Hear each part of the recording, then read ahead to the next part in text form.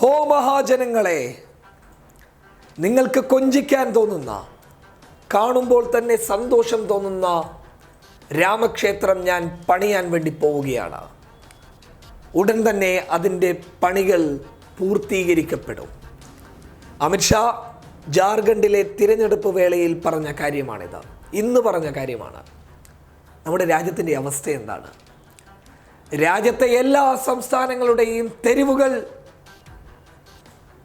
ഹൈന്ദവനെ കൊണ്ടും ക്രൈസ്തവനെ കൊണ്ടും മുസൽമാനെ കൊണ്ടും മുദ്രാവാക്യങ്ങളാൽ പ്രക്ഷോഭഭരിതമായി മുന്നോട്ട് പോകുന്ന സാഹചര്യത്തിലാണ് രാജ്യത്തിൻ്റെ ആഭ്യന്തരമന്ത്രി ജാർഖണ്ഡിൽ പോയി പറയുന്നത്, ഹോ മഹാജനങ്ങളെ, നിങ്ങൾക്ക് വേണ്ടി ഞാൻ രാമക്ഷേത്രം പണിയുകയാണ് എന്ന്.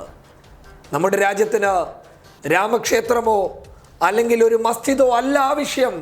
നമ്മുടെ രാജ്യത്തിന് സമാധാനമാണ്. ആ സമാധാനമാണ് അമിത്ഷാ നിങ്ങളടങ്ങുന്ന കേന്ദ്ര സർക്കാർ ഇല്ലാതാക്കിയിരിക്കുന്നത്.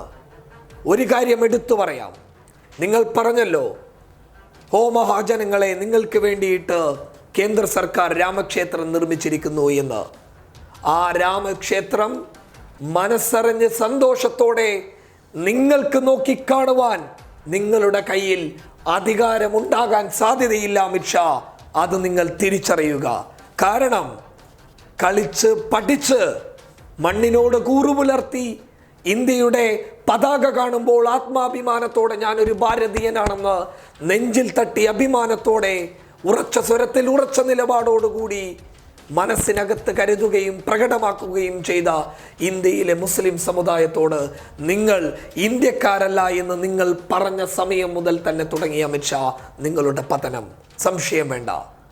നിങ്ങൾ ചിലപ്പോൾ രാമക്ഷേത്രത്തിനുള്ള പണി തുടങ്ങിയേക്കാം, പക്ഷേ അത് കാണാൻ നിങ്ങളുടെ കയ്യിൽ അധികാരമുണ്ടാകുമോ എന്നുള്ളത് ഈ തെരുവുകൾ ഇനി നിശ്ചയിക്കുമെന്നുള്ളത് ഓർമ്മപ്പെടുത്തുകയാണ്.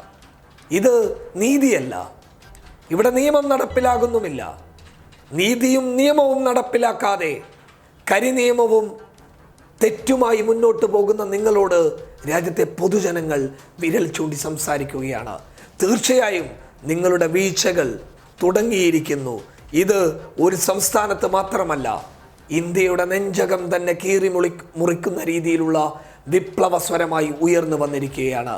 എന്നിട്ടാവാം നമുക്ക് രാമക്ഷേത്രത്തിനെ കുറിച്ച് സംസാരിക്കാൻ. News desk public Kerala.